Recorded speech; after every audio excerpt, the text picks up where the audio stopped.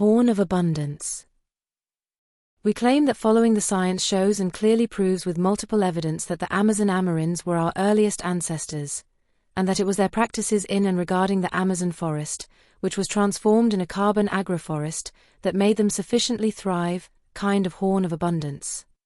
We claim and remember that the horn of abundance was still referenced by the Greeks, and while the cornucopia itself originates in classical mythology, its core concept of abundance and prosperity also aligns with themes found in the earlier Mesopotamian culture, particularly in relation to deities and agricultural practices. We of Origin for Existence hypothesize that the Horn of Abundance already and also was referenced in Göbekli Tepe and the whole network in the Proto-Fertile Crescent related to it.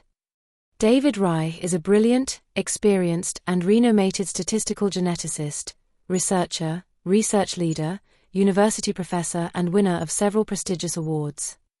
The here referenced genetic similarity research is his speciality, as well as that of his team, and together there, and many colleagues, extensive research is focused on it.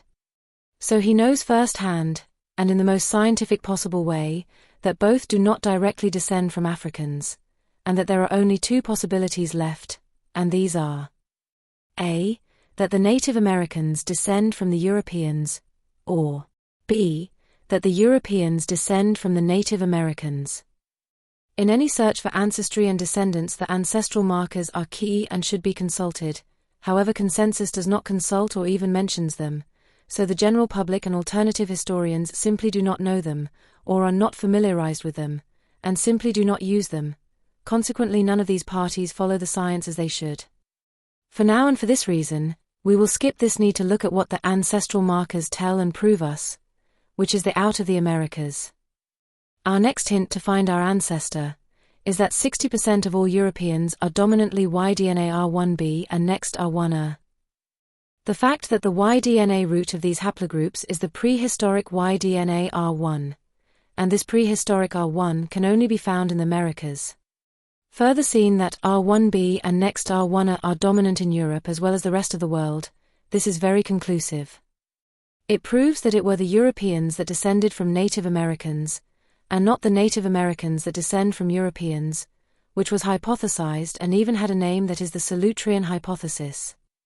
For obvious reasons that you can find above and below, this Solutrean hypothesis that was first publicly presented in the late 1990s by Dennis Stamford and Bruce Bradley, was abandoned already decades ago.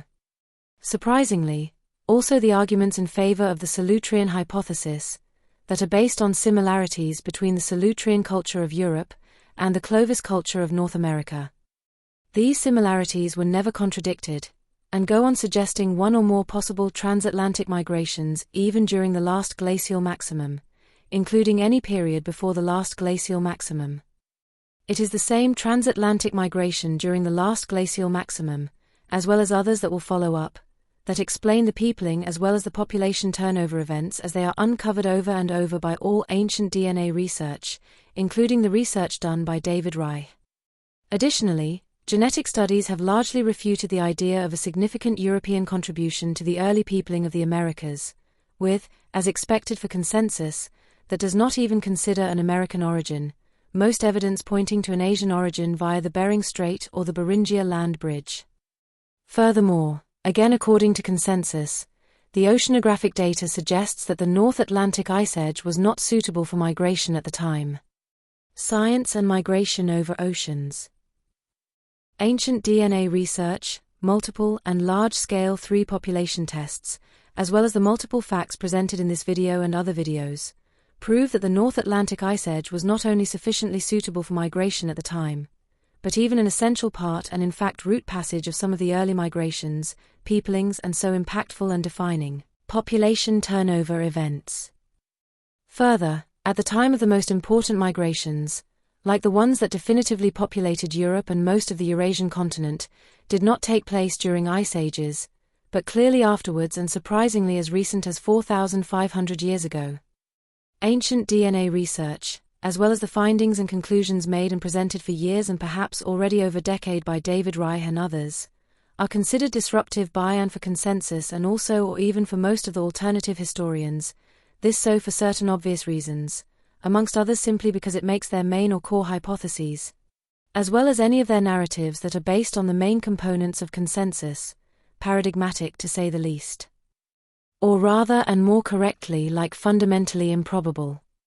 For this reason, and also because of the fact that for over 1 century consensus made us all 8 billion modern humans hardwired against any origin from the Americas, we will prove the correctness of out of the Americas, also the complex and complete way, independent of the outcome.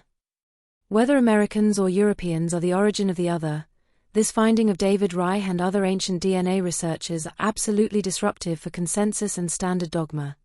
And this so for multiple reasons for the consensus of human history, this amongst others. A.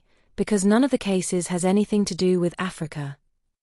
B. All assumed or eventual leftover out of Africans are wiped out or absorbed, this so in the case that B.A. The origin of Europeans would have been Americans, all Europeans still present at the time, and that earlier, 50,000 years ago, would have interbred with Neanderthals, would have been extinct on this occasion that took place only 4,500 years ago, but also in the case that B.B. The Native Americans descended from Europeans, because it would have been the Europeans that would have populated the Americas. As a consequence, no interbreeding with Neanderthals 50,000 years would be needed nor possible, and also no Beringia land bridge crossing as well as no Beringia land bridge standstill 13,000 years ago would be needed nor possible. Both cases, apart from not being needed to justify the human history and genetics, would simply be not possible, simply because the Europeans that present the similarities arrived in Europe only between 12,000 and most of them only 4,500 years ago. As a consequence, the for interbreeding with Neanderthals required an essential 50,000 years ago. And also the for the Beringia land bridge crossing as well as for Beringia land bridge standstill required and essential 13,000 years ago, are no longer needed nor possible. At the same time, this, BB, also excludes the possibility of the Europeans being the ancestors of the Native Americans, because the Native Americans have existed for at least 13,000 years, and the Europeans that present the similarity only exists for 5,000 years, and obviously something that exists for only 5,000 years cannot possibly populate nor be the origin of something that is at least 13,000 years old. For you to hear at least some of it from the expert himself, we quickly cite him here once more. The audio is not his voice. Ancient DNA has been very disruptive to conventional understanding of the past. And what happened when we had these findings of massive disruption of the local population in Germany about 4,500 to 4,700 years ago, based on arrival of people from the steppes north of the Black Sea and the Caspian Sea, was that some of our archaeologist co-authors really just were very distressed by the implication.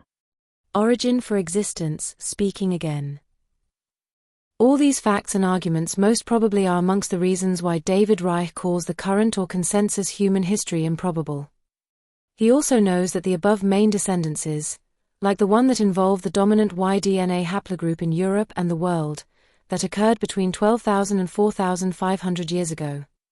Apart from the multiple evidence generated by him, also from the titles of some of his videos with Dwarkesh Patel, one can extract some hints of what he really thinks and hopes to inform humanity about. We will have to deduce it from things that he leaves us, because in no way he will tell us straight to our faces, this for obvious reasons. He puts it on a plate over and over for us to see, but will never ever tell it straight to our faces. He does the research, informs the world, and from there on we 8 billion humans will have to decide what we will do with the by him produced and informed unique and for humanity and existence key findings. How one small tribe conquered the world 70,000 years ago. A key period in human evolution wasn't in Africa. How horse nomads took over Europe 5,000 years ago. Please also keep in mind that on some occasions he calls consensus like standard dogma. David Reich, Dwarkesh Patel, 2024.